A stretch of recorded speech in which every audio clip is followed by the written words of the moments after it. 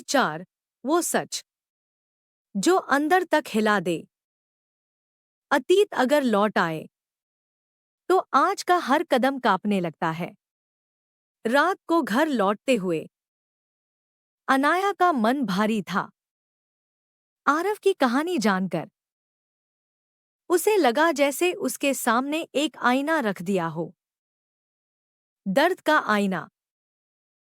दोनों अपनी अपनी लड़ाइयां लड़ रहे थे, पर एक दूसरे के सामने पहली बार हार मान रहे थे।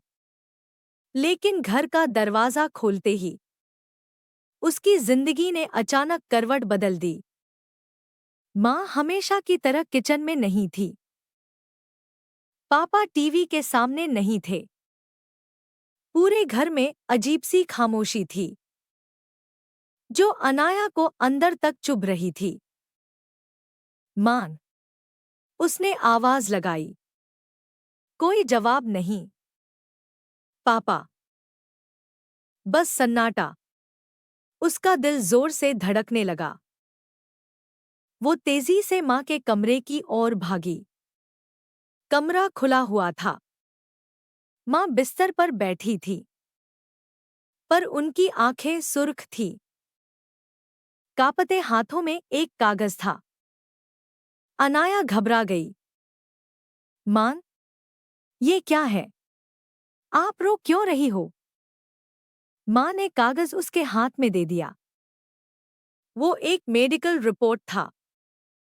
उसके पैरों के नीचे की जमीन खिसक गई। रिपोर्ट पर लिखा था, severe depression, immediate treatment required. Anaya की आंखें भर आईं। वो माँ के पास बैठ गई। माँ फट पड़ी। मैं अब और नहीं सह सकती, अनाया।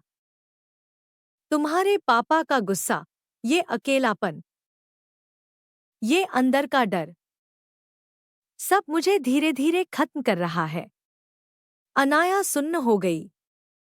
माँ हमेशा चुप रहती थी, सब सहती थी, कभी शिकायत नहीं करती थी। और आज वो इस तरह टूट चुकी थी। माँ ने आगे कहा, मैंने डॉक्टर को दिखाया, पर तुमसे कैसे कहती? डर लगता है तुम भी कहीं मुझसे दूर न हो जाओ। ये बात सुनकर अनाया रो पड़ी। उसने माँ को कसकर गले लगा लिया। माँ, मैं हूं ना। आपके बिना मैं कुछ नहीं। कभी मत सोचना कि मैं दूर हो जाऊंगी।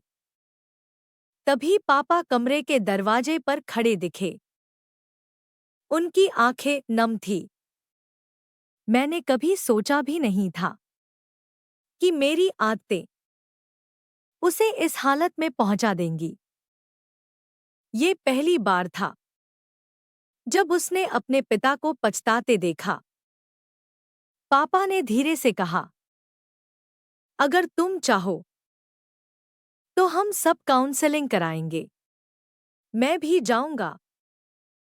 ये सुनकर अनाया का दिल और टूट गया, क्योंकि वो जानती थी पिता बदल सकते हैं, पर माँ के अंदर का घाव इतना गहरा था कि उसे भरने में वक्त लगेगा।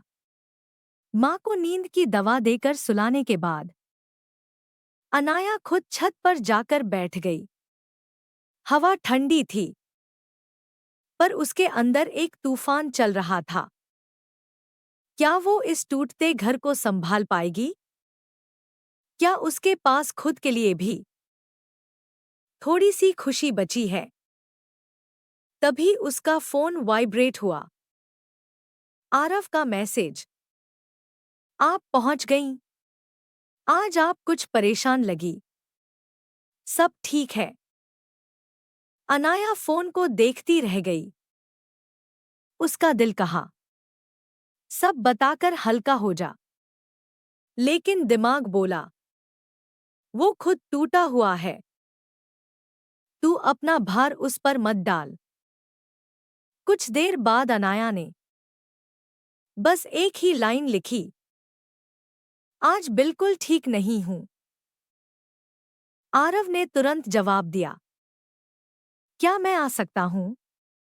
बस 5 मिनट के लिए? अनाया के हाथ कांपे। क्या ये ठीक होगा? इस हालत में किसी को घर बुलाना?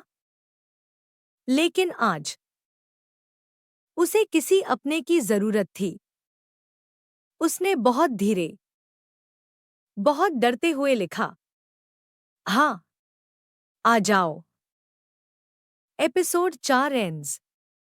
आने वाले कुछ मिनटों में आरव और अनाया की जिंदगी पहली बार इतनी करीब आने वाली थी कि उनके दर्द भी एक दूसरे को छूने लगेंगे।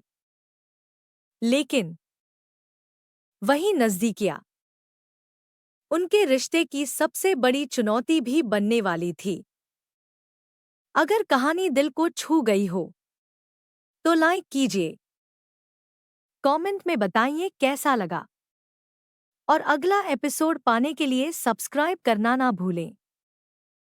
अतीत लौट आया है और अब यह किसी की जिंदगी बिखेर सकता है। Episode 5 coming soon.